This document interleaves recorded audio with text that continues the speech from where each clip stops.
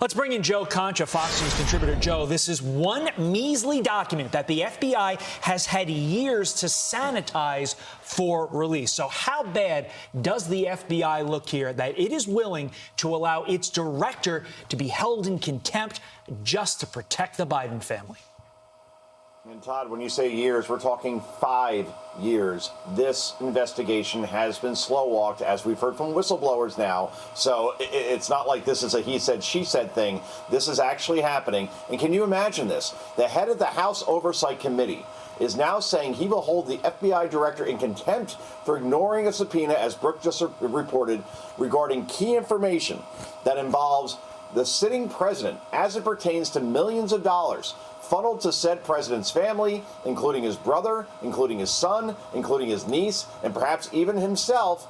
And ABC, NBC, CBS, as far as their evening newscasts, which still reached 20 million people combined, somehow ignores this bombshell development last night. If this was the other way around, and you had, say, House Speaker Pelosi or Adam Schiff sending a subpoena to the FBI director during the Trump era, and that subpoena got ignored, you could be sure there would be wall-to-wall-to-wall coverage. But instead now, Ashley, it's Silence of the Lambs. Yeah, I mean, we'd be getting push notifications left and right on that one. But now this guy's back, the former FBI director, James Comey, and he says there is nothing new in the Durham report. Watch this. Do you acknowledge perhaps that some mistakes were made along the way? Oh, definitely. And they were found 4 years ago by the Inspector General. So there's nothing new in this new document. But in complex investigations, there's always going to be mistakes. It doesn't mean the FBI isn't competent, honest, and independent.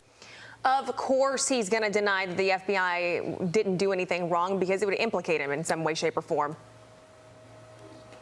Precisely, and that next book deal might go away. James Comey has already written 2 books, completely anti-Trump, completely partisan. This was a guy who was, before Christopher Wray, the FBI director, and he obviously had a huge impact on the 2016 election. Showtime also gave him a full-scale documentary miniseries portraying him as this shining light within the swamp of D.C. So, yeah, James Comey being on MSNBC, that's perfect. Actually, that was probably an audition that we just watched, because he likes nothing more than attention. He loves the spotlight. He loves the whole vanity of whatever his former position provided him. So I can guarantee you at some point he'll join all the other people who are former intelligence officers who are now on cable news telling you how horrible conservatives are and how they are the protectors of the institutions that we hold dear. It's just pathetic to watch, Todd. I'm really glad you said the word swamp, because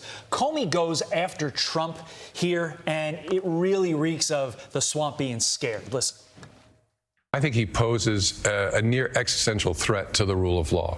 He will do everything he can in a new term to try to tear down the institutions that he sees as threats and to dismantle them and the people who occupy them, the apolitical people who occupy them. So there is a lot on the ballot in 2024 if he's a candidate, but the rule of law, in my view, is at the very top of the list. So to review, the deep state is scared of what Trump is going to do to the D.C. administrative state. Isn't that exactly what Comey is saying right there? That's precisely what he's saying there, Todd. And again, James Comey, the way he conducted himself angered not just Republicans, but Democrats as well while he was FBI director, because he has now made that institution, as far as the FBI, look political. And the people on the ground in the FBI, as far as the folks that do the job, that's the hard part, not at the very top, not the administrative part, not the executive people who run the department, but the people on the ground are unfairly painted that way when they should not be, because they're the ones who are doing the true work here and protecting this country and enforcing the rule of law. The problem is the people at the top are the problem. And we're going to see now whether Christopher Wray, for example, goes ahead and actually gives over this information as far as a subpoena. If he does not, then that betrayal continues, fair or not, Ashley. Joe, we've got to get this in. It's too good not to get to. Obviously, it's about the 2024 campaign. DeSantis and Trump are both campaigning in Iowa. DeSantis wants Trump to focus on Biden, as DeSantis says he will. But this is the weird one. The White House is dodging answers on Biden's campaign plans. Watch. It's been more than a month since the re-election announcement. Is President Biden going to hold a campaign event ever? So I will say this to you, Peter. As you know, we follow the rule of law here. We believe in following the rule of law as it relates. Hold on. As it relates. You to weigh in on the impact of the I'm election, just his schedule. So you can't say if he will be campaigning for re-election. I'm just not going to comment from here. And then on 2024 re-election. I need a really quick response to all that, if you can. Sure. 10 seconds. Joe Biden announced his candidacy a month ago. He has yet to do a campaign event in any way, shape, or form. He has yet to hold a solo press conference this year, period. So this is the candidate who wants to win by pleading the fifth, Ashley, and that's not how it works in these situations. Then again, it worked in 2020, so perhaps that is the way it works. I know. That's the thing that's scary. All right, Joe Concha, thank you. Thanks, Joe.